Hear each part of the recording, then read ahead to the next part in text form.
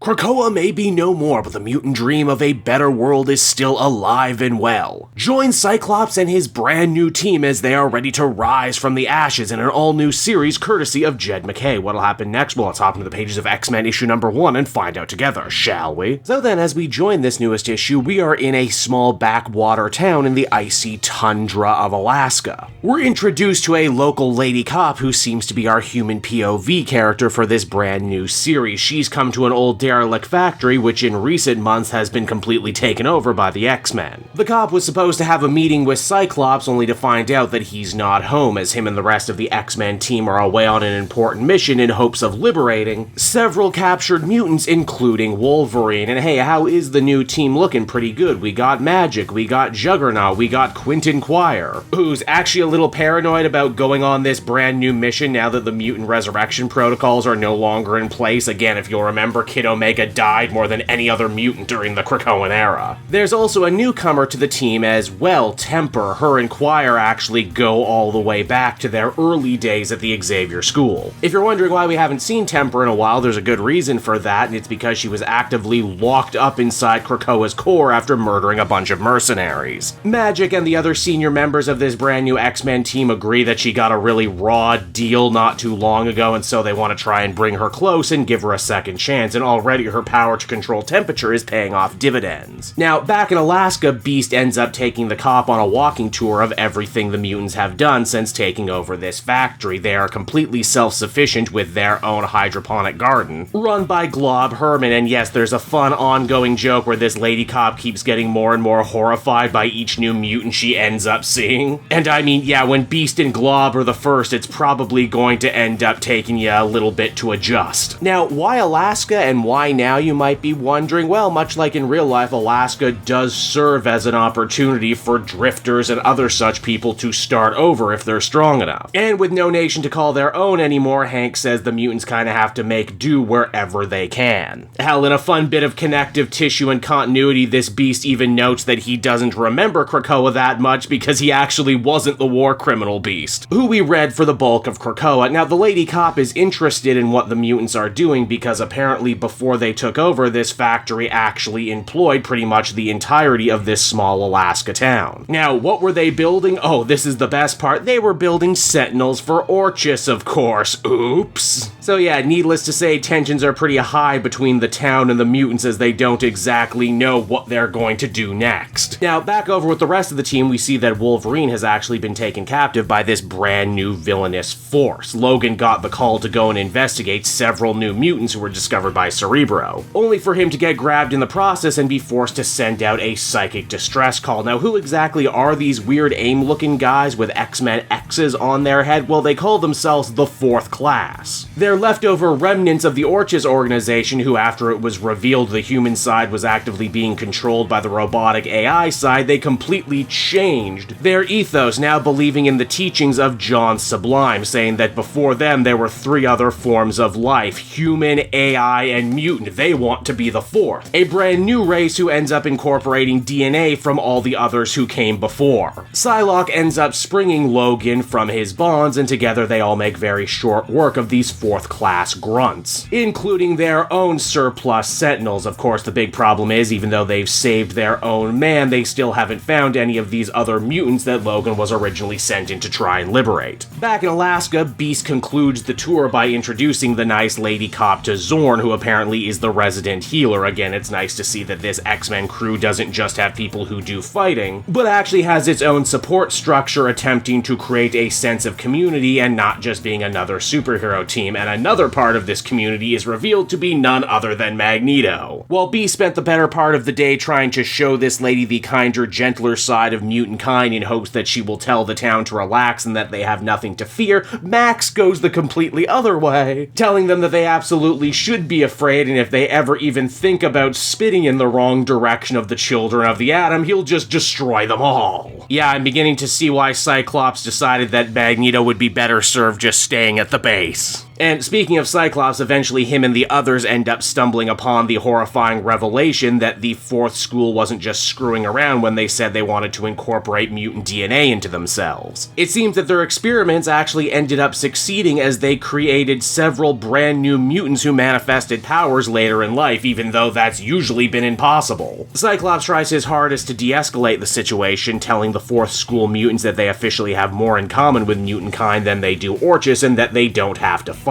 But of course that would be just too easy, so a big battle ends up ensuing anyway. We also pull back a little too to see that the fourth school organization is actively being spied on and puppeteered from the shadows by mysterious individuals who seem to have an invested interest in their experiments as well as their battle against the rest of mutant kind. The X-Men ultimately win the day and return home to their base, but Wolverine isn't sticking around. He says that he's just had enough with society at the moment and can't fathom the idea of starting over after losing Krakoa, and that he wants nothing more than to just head out into the Canadian wilderness to not be bothered. Again, if you want to see what happens next with him, be sure to pick up the Saladin Amid Wolverine book coming soon. It's after that Cyclops and Beast take the opportunity to debrief each other on how each one's day went. Hank hopes that the brand new X-Men as well as this local Alaskan town can live together in harmony, but with people like Magneto stoking the fires, it's still kind of up in the air. Also, as the comic comes to a close, we see that one of the other mutants' missions right now is to try and dismantle a massive sentinel that looms over the town. Cyclops says, you know what, maybe we can just leave that for another day. In fact, I want to leave it up as a reminder to the town. And so that was X-Men issue number 1, everybody, and I gotta say this one does a good job kicking off the From Ashes era of the Merry Mutants in style. Gotta give a lot of credit to Jed MacKay too, as now he is part of the very small, very exclusive club of Marvel writers who has written both X-Men and Avengers at the same time. Speaking of which, I actually ended up falling off MacKay's Avengers book, if only because I found the pacing a little too glacier. Here though, that's thankfully not a problem. In fact, this whole issue is actually a really strong one and done that does a lot of great work establishing the new team, their interpersonal dramas, the new status quo they live in, as well as several new threats that they might be facing down the line. It's also a perfectly approachable new number 1 as well. If you read nothing about Krakoa, you could easily pick this one up and know what's going on, and if you did read Krakoa, then obviously you're going to appreciate all the small little references and in-jokes. The book also looks really good too, with solid action scenes and some great new redesigns for classic costumes. Overall, I would give this one a very positive 8 out of 10, and here's hoping the other From Ashes books can keep this momentum going.